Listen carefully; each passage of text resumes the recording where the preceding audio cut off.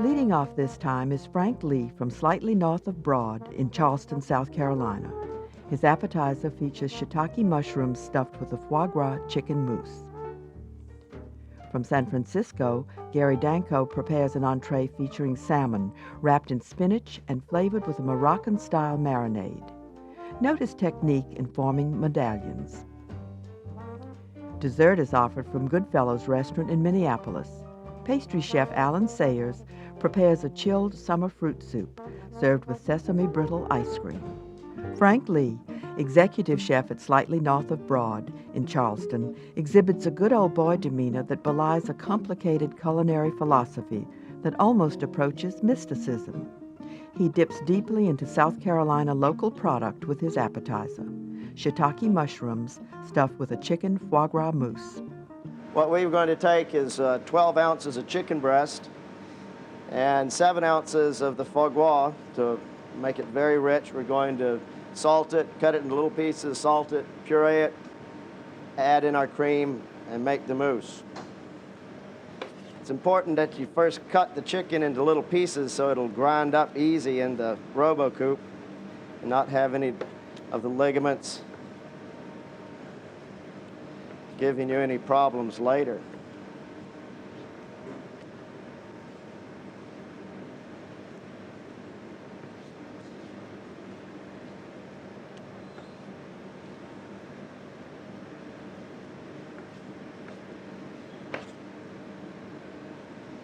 Now we put all this in, and we salt it before we grind it, and that's important because you have to the salt helps break down the tissues in the chicken and it makes the cream easier to hold. For this amount of chicken, we're going to use right at a teaspoon of salt, maybe just a touch more. Mix it up well.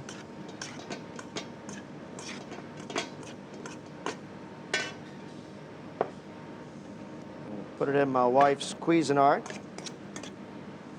We'll do about half at a time. I like to keep the chicken and the mousse on ice. But if it's hot in your kitchen, you don't want the mousse to get hot. And we'll just puree it a little bit at a time.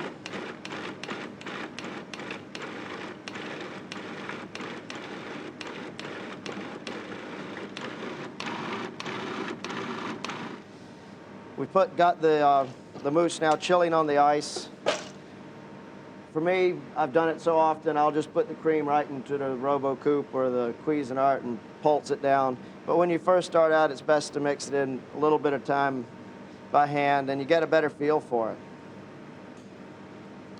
Put in about half my cream, and we'll slowly work it in. Kind of chop it in. This is where having added the salt in beforehand comes into play. It helps break down the tissues in the chicken and the foie gras and makes it easier to incorporate the cream. The heavy cream is added in 2 steps. We put this mousse into the mushroom caps because we want to feature our local mushroom growers' wonderful product, but it's also excellent in a little tart. You do a pastry shell and layer it with artichokes or celery root or anything you want, asparagus, and put a little pastry lid on it and bake it in the oven. Makes an excellent tart for a hors d'oeuvre party. When you get real fancy, you can stuff it into squash blossoms or roll it in bok choy or romaine lettuce and poach it off and serve it with all sorts of things. For the port wine sauce, the chef will use beef stock. I'm going to start with a little bit of balsamic vinegar, about 2 ounces. Reduce that down very quickly. Add in about 4 ounces of some good port.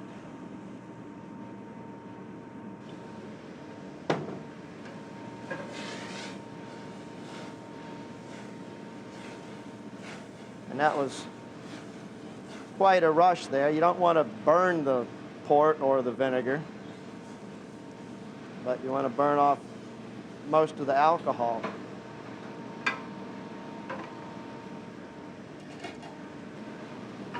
Again, with anything else, you start with good ingredients, you'll have a better tasting product.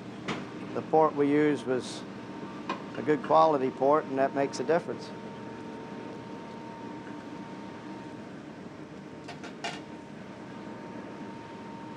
There's no big secret to making sauces. It's starting with good ingredients, starting from A, working your way to Z. It's called mise en place. You have to have everything in place. When you do, it's quick and easy, and that's what we do in the restaurant, is take things just to the moment where we can finish them. So this is how it would be in the restaurant just before service. We would finish up our sauces and we have their stocks ready to go, reduced to the right consistency, so you can fly.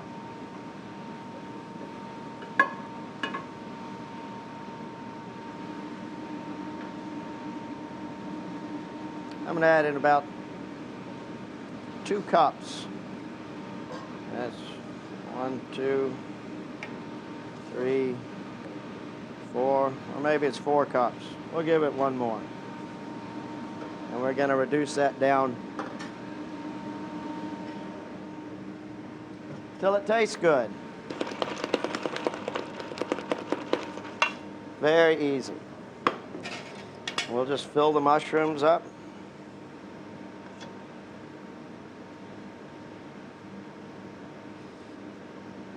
This dish has been a real pleasure for us, but the more people ate it, the more they talked about it.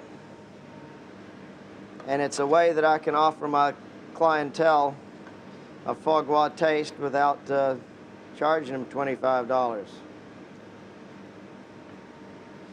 that's, that's another thing. You want to take care of your guests. You're just not here to take their money. You're here to nurture them, to entertain them, to take care of them. And and part of that is trying to bring the best things you can to the table in the best manner at the best price. The mushrooms are browned in butter. Everything in moderation. We're going to get these going on top of the stove. I'm going to put them in the oven and finish them. I don't like to flip them over until they're just coming out because I don't like to brown the mousse. I want to keep it nice and tender. It's at this point, this is the point where we'd be in the restaurant at service time. We'd have our sauce just finished. We'd have our mushrooms already stuffed. All we have to do is cook it off, saute the spinach, maybe whip the sauce with a little bit of butter. Bing, bang, boom. You're good to go. The oven is preheated to 375 degrees. That'll take about 5 to 6 minutes in the oven. I'll make a little liaison with cornstarch. I'm just taking a little touch of cornstarch, a little bit of water, and I'll just barely thicken this sauce just a touch because it's to the point that it's good for me. The stuffed mushrooms are presented with wilted spinach.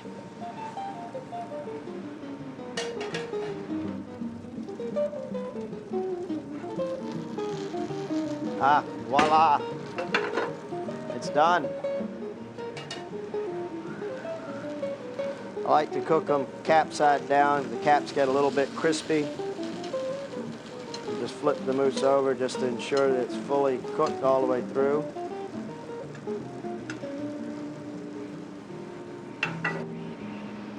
Thank you. We'll take just a little nougat of butter, work it into the sauce to enrich it, and it gives it a shine and a gloss.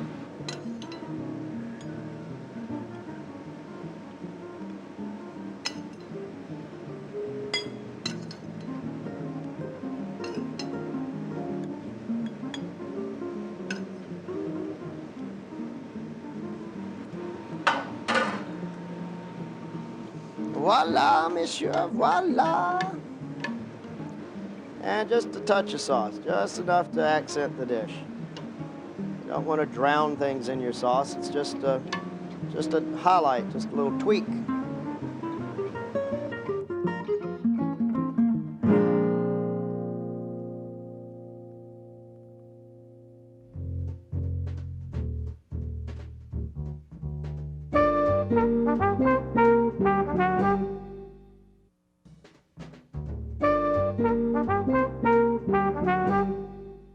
At taping time, Gary Danko was the executive chef at the highly regarded Ritz-Carlton San Francisco. In 1997, the dining room was recipient of Gourmet Magazine's Top Table Award from the Reader's Poll. Chef Danko's entree is steamed Moroccan-style salmon served with a saffron sauce. Okay, so today we're going to do the steamed Moroccan salmon. This is a beautiful salmon here. It weighs about 11, 12 pounds. This is a Canadian salmon. And right here you can see the fins here. That one's cut off, but the fins here. What we're going to do is we're going to cut this into steaks. This is a very readily available cut in all supermarkets. You can see the quality and the size, which is nice, but this is how how we get the steaks. What you want to do is lift this up and then basically cut down to the backbone where I am right now. And we're just going to cut through the belly flap. This is the belly flap here. And then we're going to go with a little one thrust right through the backbone, and we're going to sever right through here. Okay, so then you have, you can see a good view of it. As you notice, this is the salmon steak which you get in the stores. So what you want to do is cut this anywhere from 3/4 to an inch. Again, you can watch the motion. I'm going through here, cutting through this belly flap, and then we're going to go one thrust again through the bone. Okay, so imagine that you went to the supermarket and you got your salmon medallion. Basically, there are two identical fillets here. Here's the backbone which we cut through. And I'm going to show you how to make a darn or just a little fillet here. What you want to do is enter at the backbone here, like this, and then cut across this way. And you want to just put some pressure on this and very slowly just tease this belly flap, which is exactly what it is, off and then down. Then you want to cut through the backbone, go all the way over here, and then the salmon is going to lay flat. And then you want to take your knife and basically just following. Literally, I'm following the fat of the fish right now, and it's coming off very easily. So what you end up with is a beautiful darn or fillet, as we call it in America. So also, there's going to be a few bones here. You see one here and one here. You can either use pliers to remove these, or you can use the back of your knife. Basically, just take it and then pull the bone out. You want to do as little tearing as possible. Okay, so then the next step we're going to do is we're going to marinate it in the mixture. So I'll just quickly show you the medallion shape here.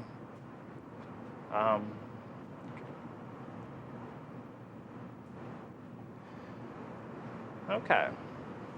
So basically, this is what we want the medallion shape right here. Okay, so now we're going to work on the salmon. We went through the boning of the medallion. Now we're going to make the marinade. And this is actually what we call a charmoula in Moroccan cooking. And charmoula is meant primarily for fish. And using the spices in here we have some freshly ground cumin seed, very aromatic. We have some paprika, a pinch of cayenne. We have some salt. And then we have some saffron. Also here, a beautiful thing of saffron, very expensive, but this spice, a little goes a long way and it's really a beautiful flavor. Then also we have some chopped cilantro and then some chopped parsley. These are all what we call aromatics, and they're going to go into, I have a little bit of lemon juice and a little bit of extra virgin olive oil. So all of this is just going to go in here. This is harissa, which is basically, it has sort of the same ingredients here. It's basically hot peppers, etc. If you cannot find harissa, then we have a beautiful American product, Tabasco, which works equally as well. So there are equivalents that you can use in this. So what we're going to do is just mix this up to get it all mixed. You want to make sure you don't have a big pocket of harissa or cayenne pepper sitting in one area. It would be quite a surprise. And then we're going to literally just coat, we're going to coat the fillet with a little bit of this. And what this is going to do is flavor it and basically give it a very good flavor. Cumin is one of my favorite spices with salmon. The flavors just seem to mix beautifully. So again, we're going to reshape the medallion, which is just holding this very tight and then putting this together. So what we're going to do is we have some blanched spinach here. We're just going to move this over here, and then we are going to fold it into a little packet. And that's done just by pulling these leaves over the salmon. And because we're going to steam this, what it's going to also do is keep in that little pocket of flavor and then juices. So here we have a nice little medallion, and then we're going to move it over to the steamer, which is right over here. So what I have here is just a Chinese steamer, very simple. There's a plate in here to keep all the juices from falling. We're just going to put the lid on this and then move it over to the pot of boiling water, which is right over here. And this is going to steam for about 5 minutes. Saffron sauce contains shallot, bay leaf, thyme, saffron, a reduction of white wine, fish stock, clam juice, and heavy cream. It's finished with butter. The sauce is strained before service. Okay, so we're ready to finish it. I have my plate here, and what we're going to do is just put a few spoons of sauce here. Again, this is just to sort of finish it and give the dish a little more finesse, as we like to do in the restaurant. And then you can move your medallions into place here. So just with the corner of your little spatula, just pick these up and put them right here. If you'd like this to be an appetizer, one does very nicely. They're about 3 ounces each. This is an entree plate, which we do in the restaurant, so we basically want to do that. Also, to finish the plate, we have some chives here, which I've chopped on a slant to give a slight Asian. And sort of finish it and give it some more textural aspects is to put some of these fried carrot chips on here. And you don't want to have too many, but you just want to set them on top here.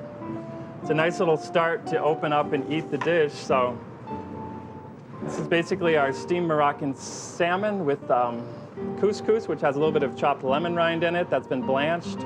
Or you could use the preserved lemons of Morocco, which are delicious. So enjoy.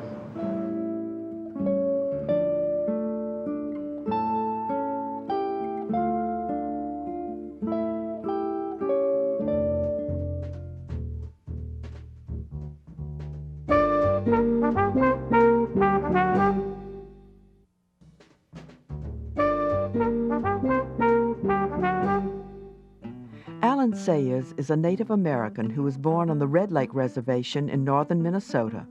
He developed an interest in cooking sort of informally, then in 1987 applied for a job at Goodfellows in Minneapolis.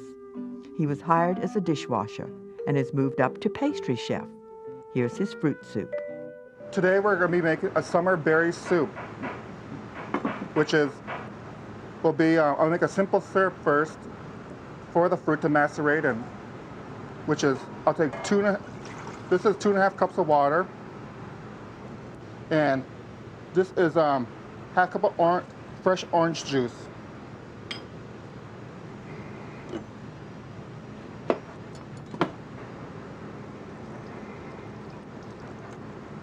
Use your hand as a strainer.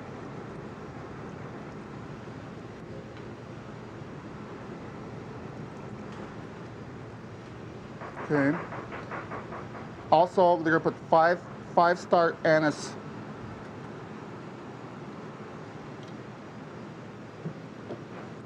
And some ginger. The ginger's been cleaned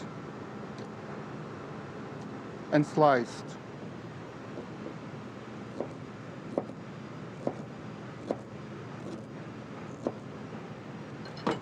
Gonna add that in.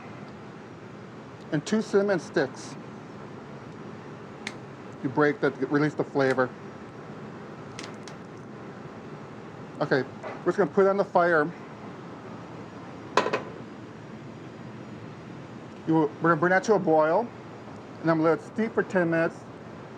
Simmer for 10 minutes, and then remove out the heat and let it sit overnight, chill overnight in the refrigerator, or in an ice bath. Okay, to assemble all the different fruits, I got some blueberries here.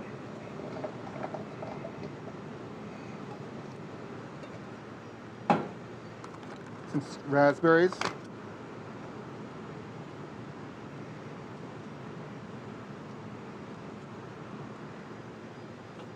And some pitted cherries. Cherry pitter and sliced in half.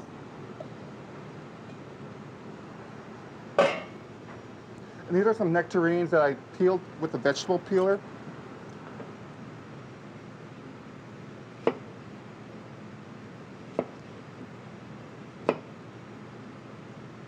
Missing the core. You simply slice.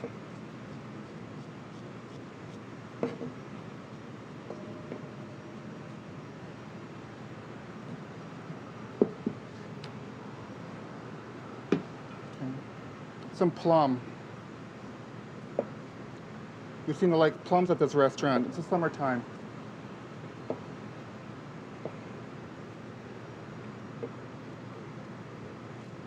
Awfully right.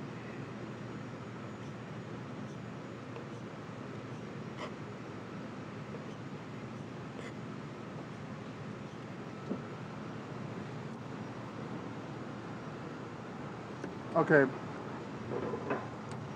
we're gonna pour our cool juice over the fruit. Let that macerate. Also do some fresh cut strawberries into it.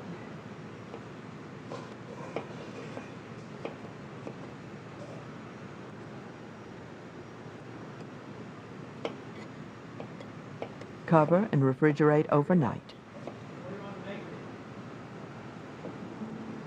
This is a grape leaf that one of the chefs says has grown in his backyard. They brought to work for us. You can use a doily. Okay, we have some. It's going to be with sesame brittle ice cream. It's going to be in the soup also. You can make sesame brittle and then fold it into vanilla ice cream, which will be done here. It's a finished product.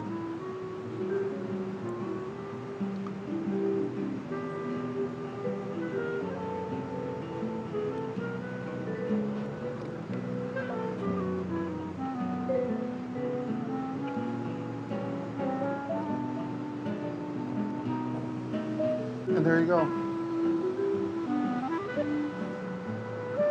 Fruit martini.